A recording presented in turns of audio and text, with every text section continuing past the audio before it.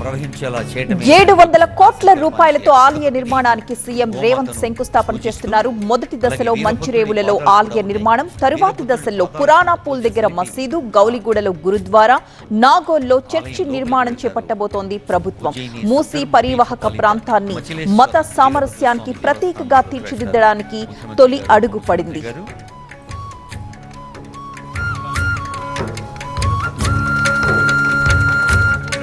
పాతరాతి యుగం నుంచి మనిషి వ్యవసాయం నేర్చుకున్నప్పటి నుంచి ఆవులకి ఎడ్లకు మనకు ఉన్న బంధం మనకు తెలుసు. మనం ఎడ్ల పొలాల పూజ చేసినప్పుడు కూడా మనం ప్రతి ఎద్దును ఒక నందీశ్వరునిగా భావిస్తాం. కొమ్ములకు అందమైన రంగులు పూస్తాం, పూజిస్తాం. అలాంటి ప్రకృతిలో భాగమైనటువంటి ఆవులు, దూడలు, ఎడ్లు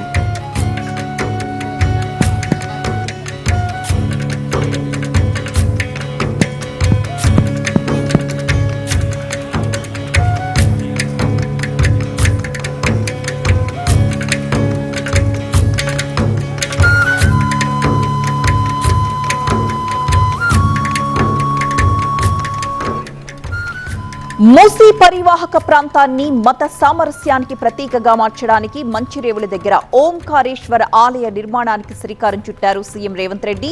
గండిపేట మండలం మంచిరేవులలో మూసీ ఒడ్డున ఓంకారేశ్వర ఆలయాన్ని నిర్మాణ పనులకు సీఎం రేవంత్ శంకుస్థాపన చేస్తున్నారు.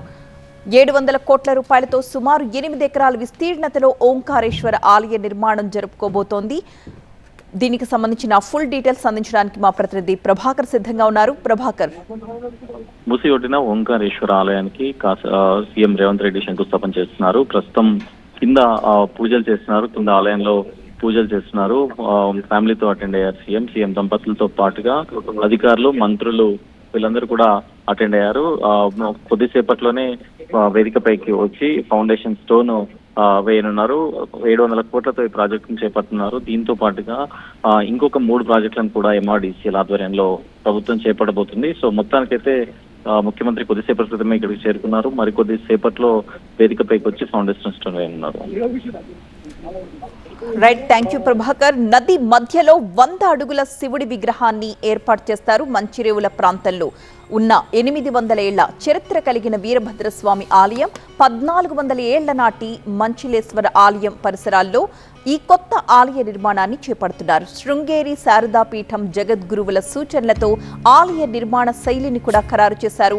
ఈ ఆలయానికి భారీ గాలిగోపురం, అనేక మండపాలు, ప్రత్యేక నిర్మాణ శైలితో రూపకల్పన చేశారు. గర్భగుడి గోపురాన్ని 14 అడుగుల పొడవు, 14 అడుగుల వెడల్పు, 64 అడుగుల ఎత్తులో నిర్మించబోతున్నారు. యాదాద్రి ఆలయం గర్భగుడి అనంతరం రాష్ట్రంలోని పెద్దదిగా ఈ గర్భాలయం ఉండేలా ప్రణాళికను రూపొందించారు. ఈ ప్రాజెక్టుకు సుమారు 700 కోట్ల రూపాయల వ్యయమవుతుందని ఒక అంచనా. దాతలు, ప్రైవేట్ సంస్థల భాగస్వామ్యంతో ఈ పనులు చేపట్టాలని ప్రభుత్వం భావిస్తోంది. ఆలయానికి ORR నుంచి విశాలమైన రహదారులు నిర్మించి 1000 నుంచి 2000 వాహనాలకు పార్కింగ్ సౌకర్యం కల్పిస్తారు. మూసీ నది గండిపేట నుంచి ప్రతాపసింగారం వరకు సుమారు 55 కిలోమీటర్ల దూరం నగరంలో ప్రవహిస్తుంది.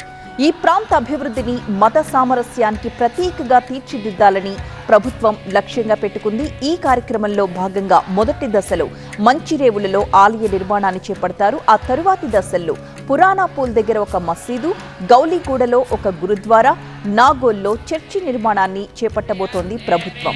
ఈ కార్యక్రమానికి సంబంధించి సీఎం రేవంత్ కుటుంబ సమేతంగా హాజరయ్యారు. ప్రస్తుతం ఆయన గోసేవలో పాల్గొంటున్న దృశ్యాలు కూడా చూడొచ్చు. కొద్దిసేపటి క్రితమే ఆలయ నిర్మాణానికి సీఎం రేవంత్ శంకుస్థాపన కార్యక్రమంలో పాల్గొన్న దృశ్యాలు కూడా మనం చూసాం. కింద ఉన్న ఆలయంలో ఆయన పూజా కార్యక్రమాలు నిర్వహించారు. ఆ తర్వాత గోసేవలో పాల్గొంటున్న దృశ్యాల్ని మనం స్క్రీన్ పై చూస్తున్నాం.